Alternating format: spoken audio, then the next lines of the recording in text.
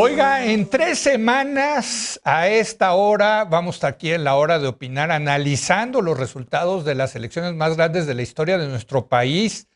Bueno, faltan 3 semanas, Héctor.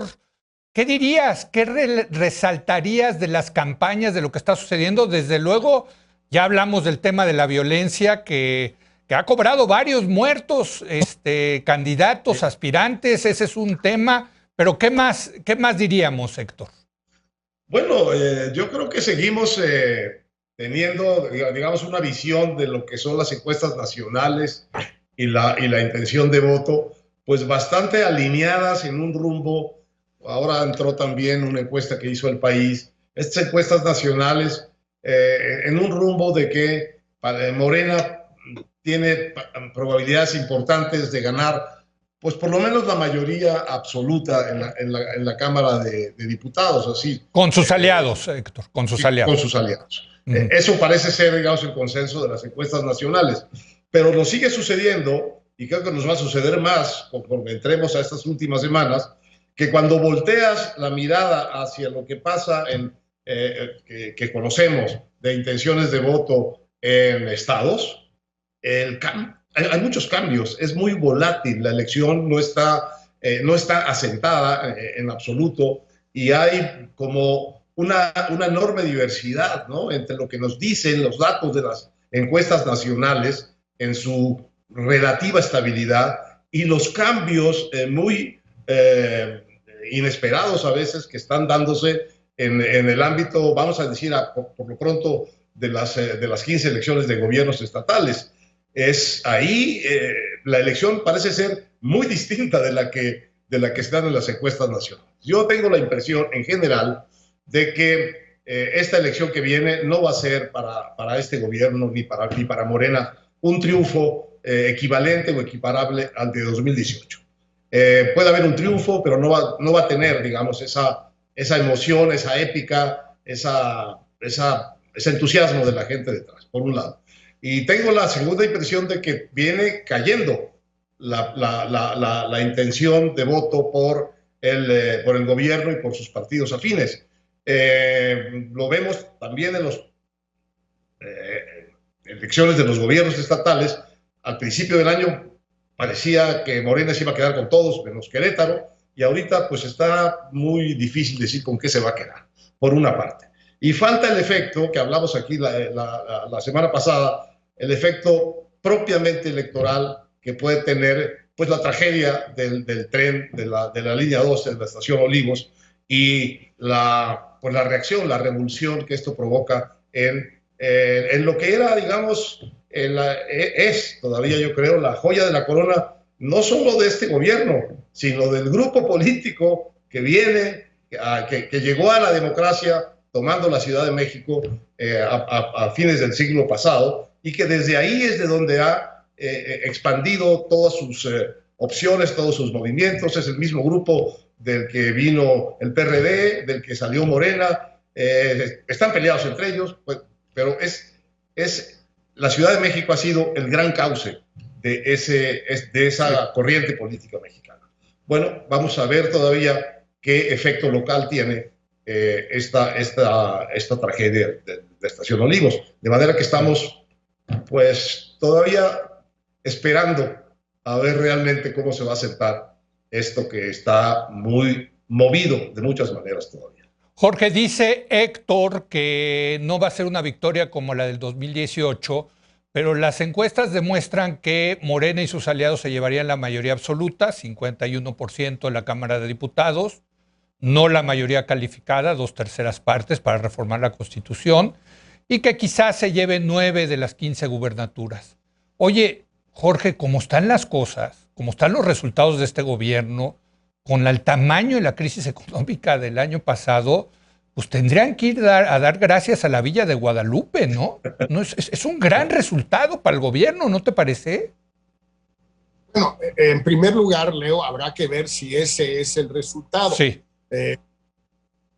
Yo todavía tengo algunas dudas, y esto que dice Héctor a propósito de las 15 gubernaturas, pues también se podría decir a propósito de varias delegaciones o alcaldías en la Ciudad de México. Por ejemplo, Miguel Hidalgo, donde se ha cerrado mucho y donde este joven Tabe está claramente acercándosele mucho a Romo o incluso rebasándolo.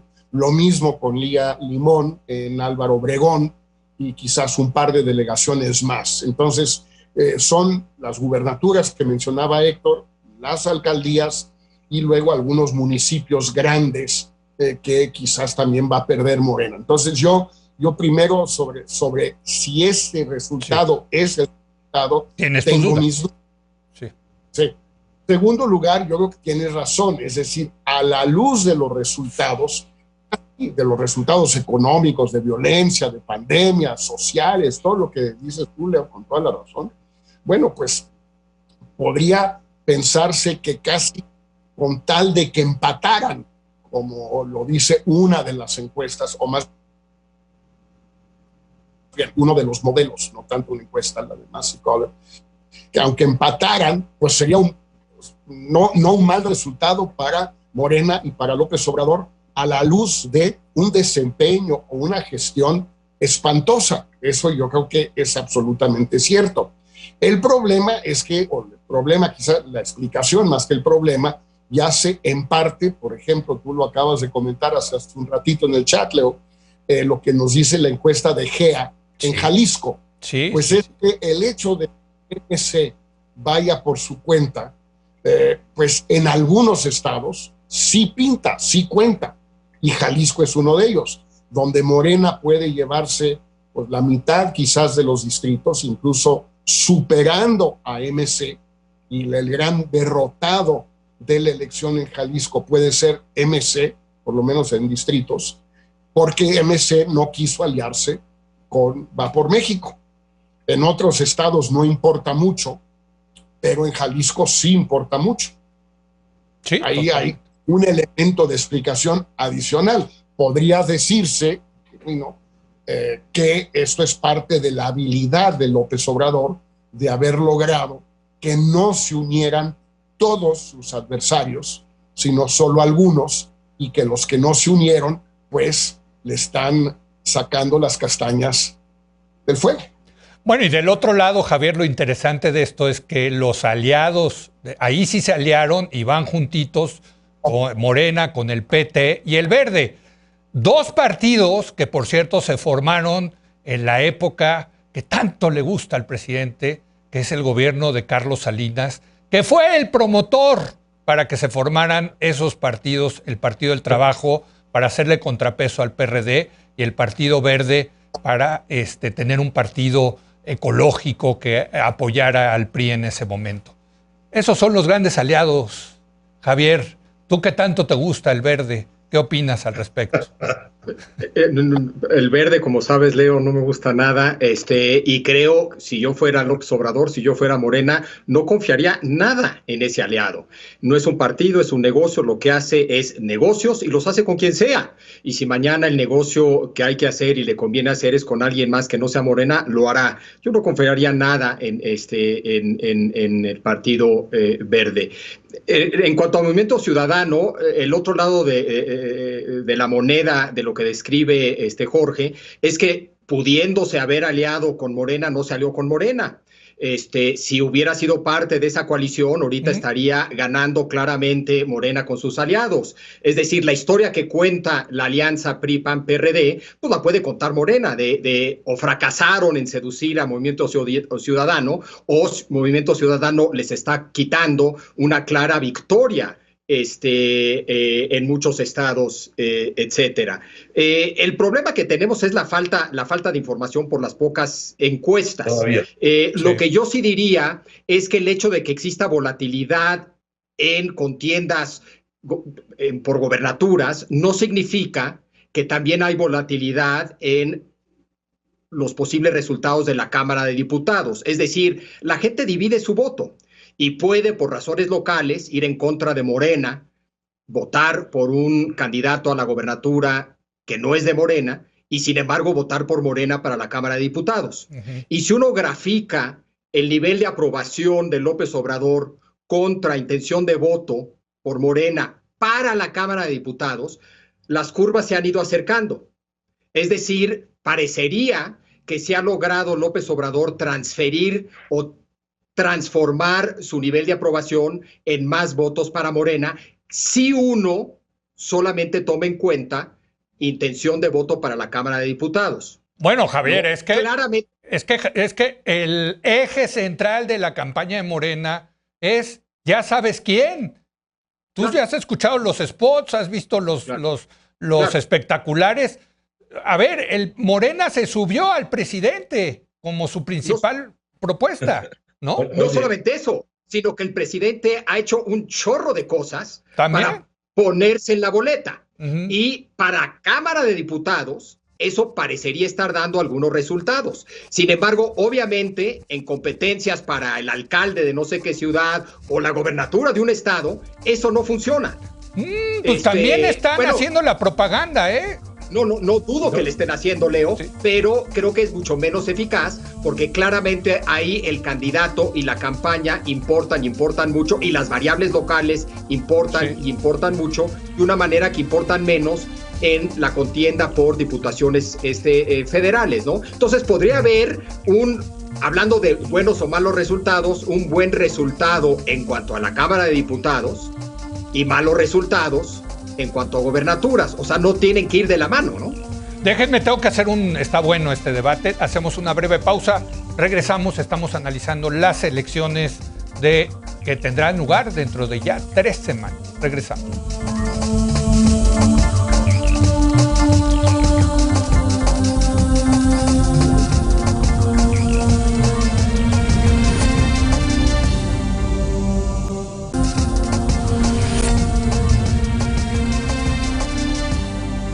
Bueno, estamos analizando las elecciones intermedias, las más grandes de la historia, que se llevarán a cabo dentro de 3 semanas, el 6 de junio. Héctor.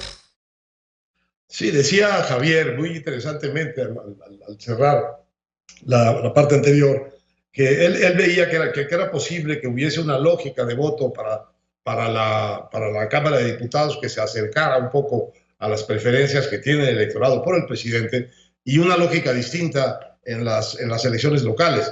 No tengo una opinión muy fuerte en contra de eso, pero tiendo a pensar que es tan grandota la elección local, que la marea local es tan grandota que va a acabar, digamos, dominando la decisión de los votos federales. Esa es mi impresión. En todo caso, hay dos cuestiones que son como los dos grandes enigmas de esta elección y que por definición no es posible medir en las encuestas. Es el tema del voto útil. Si va a haber una lógica de voto útil, desde luego que va a haber, pero ¿de qué tamaño va a ser esa lógica o ese comportamiento del voto útil por parte de los electores? Y por otra parte, el tema del voto oculto, que es un asunto que ha planteado Federico Berrueto en el diario Milenio una o dos veces con gran perspicacia, en el sentido de que estos indecisos que se ven en elecciones intermedias, como las que vimos con Fox, como las que vimos con Calderón, como las que vimos con Peña Nieto, esos indecisos traen un voto oculto que trae un sesgo en contra. Es un voto de oposición que no se atreve a decir su nombre en las encuestas. No sabemos tampoco de qué tamaño es eso, pero eso es algo que ha sucedido en las elecciones intermedias, donde hay muchos indecisos y tú asignas a los indecisos de un modo parejo, te está saltando un sesgo que tiene el electorado probablemente en contra es un voto de oposición que no quiere decir su nombre. Y esos dos elementos, pues la verdad yo creo que es prácticamente imposible medirlos y no creo que estemos todavía en el momento en que la gente haya decidido ya cómo va a votar, si con voto útil o con voto de oposición. El voto oculto probablemente está más decidido ya, porque pues eso es lo que ya la gente lo trae y por eso lo está ocultando. Pero el voto útil, realmente en qué momento la gente va a tomar esta decisión, yo creo que todavía no llegamos a la semana clave de eso. Yo tengo mis severas dudas sobre el tema del voto oculto. Se decía mucho de eso en las épocas del PRI y al final las encuestas pues sí le pegaban a los resultados.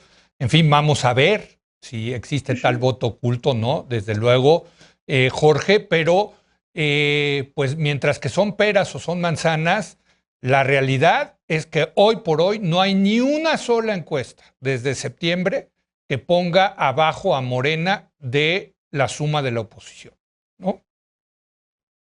No, pero hay varias que los ponen empatados, Leo, y eso no lo veía. ¿Pero cuál? Eso, pues incluso la del País los tiene muy parejos. Esta otra que mencionaba, de Massive Color, que insisto, no sé qué tanto valga. Yo nunca le he tenido mucha fe a Color desde el 18. Estoy de acuerdo contigo. Algunas locales me parecen que pueden ser interesantes, pero de nuevo lo que dice Javier, no necesariamente se transforman en votos federales, porque la gente puede dividir el voto. Yo vi una cosa interesante en estas dos encuestas de GEA que nos llegaron hoy, la de Nuevo León y la de Jalisco.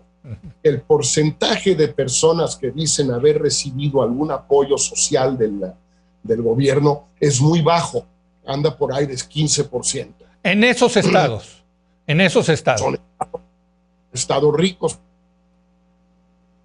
ciertamente, y 15 tampoco es tan poquito, nada más que hay que tomar en cuenta que de ese 15 hay que quitar lo que ya había antes, es decir, sobre todo las pensiones de adultos mayores, que ya existían antes, quizás algunos otros. No, en esos estados, que en efecto son estados ricos, no parece pintar mucho la política social del gobierno. No, en esos no, pero perdón, ahí que te doy un dato. En el censo, Jorge, en el censo que levantó el INEGI, 25% de los hogares mexicanos reportaron recibir algún tipo de ayuda del gobierno federal y desde luego la gran mayoría están en los estados del sur-sureste.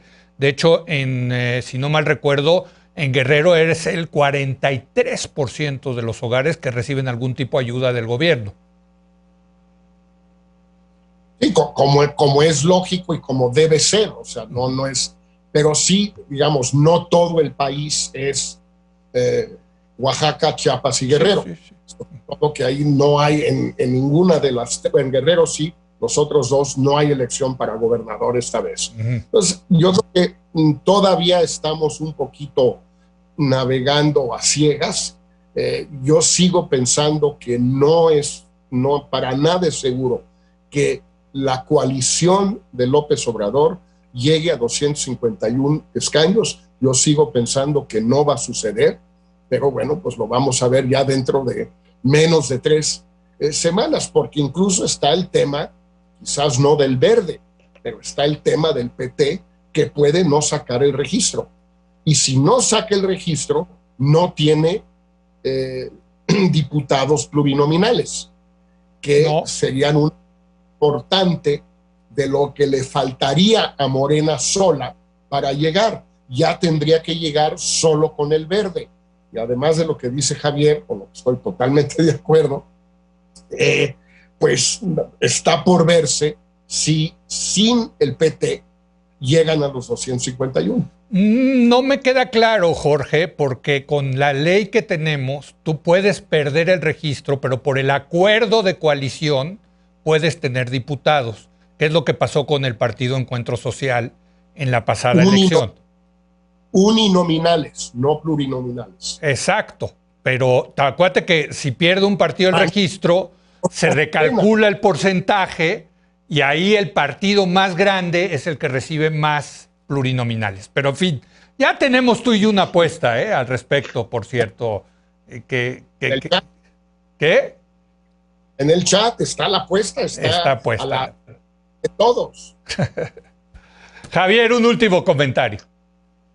Hablando del tema del voto útil y de lo que mencionaba Héctor, creo que todos los partidos han elevado las apuestas. Es decir, se está creando un ambiente donde ganar significa más de lo que suele significar en las elecciones. Lo que está en juego es la democracia. liberal para unos, verdadera democracia para otro, el futuro de la democracia para Movimiento Ciudadano, pero están elevando las apuestas de una manera que genera mucha presión sobre el votante, ¿no? Me imagino que la estrategia de la alianza es esa.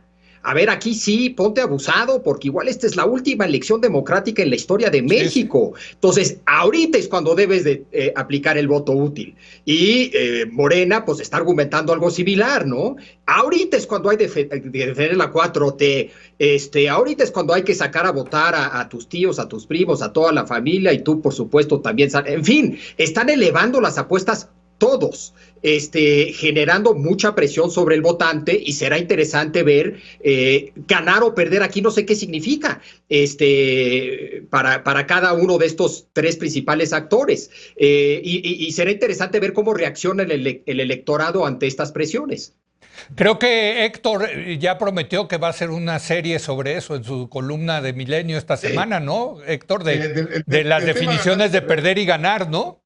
El tema de perder y ganar tiene un lado numérico, pero tiene un lado también simbólico y emocional. Es un poco la diferencia entre cuánto frío hace y cuál es la sensación térmica que hay.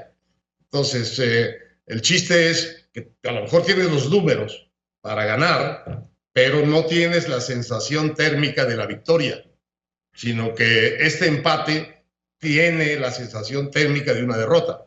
Los números no son necesariamente claves. Por ejemplo, si ganara la mayoría de la Cámara Morena, pero perdiera 5 delegaciones en la Ciudad de México y perdiera Sonora, que es el candidato del presidente, impuesto por el presidente, y si ganara en Guerrero, pero por 4 o 5 puntos, pues eso no sería una sensación térmica de victoria. Entonces, eso yo creo que va a contar mucho a la hora de poder o no volver a decir, el pueblo de México nos ha dado su mandato. No, si no tiene una victoria contundente, no va a poder decir eso, y yo creo que eso no lo va a poder decir. Sí. Es decir, yo creo que puede ganar, pero no va a tener la sensación térmica de una victoria. Esa es mi impresión hasta ahorita. Y yo creo que va a haber diferentes sensaciones térmicas, ¿no? Porque yo decía, ¿no? Si se lleva la mayoría simple el gobierno y 9 de 6 gubernaturas, pues para mí va a ser un gran resultado. Pero a lo mejor para el presidente no, porque si el presidente va por todas las fichas, su sensación térmica es que fue derrotado. En fin. Oigan, ya me tengo que ir, ya nos tenemos que ir. Seguiremos, desde luego, debatiendo este tema. Gracias, Jorge, Javier. Con termómetro. Héctor. Con termómetro. Vamos a traer la siguiente. Javier, Héctor. Perfecto. Gracias a usted por habernos acompañado. Muy buenas noches.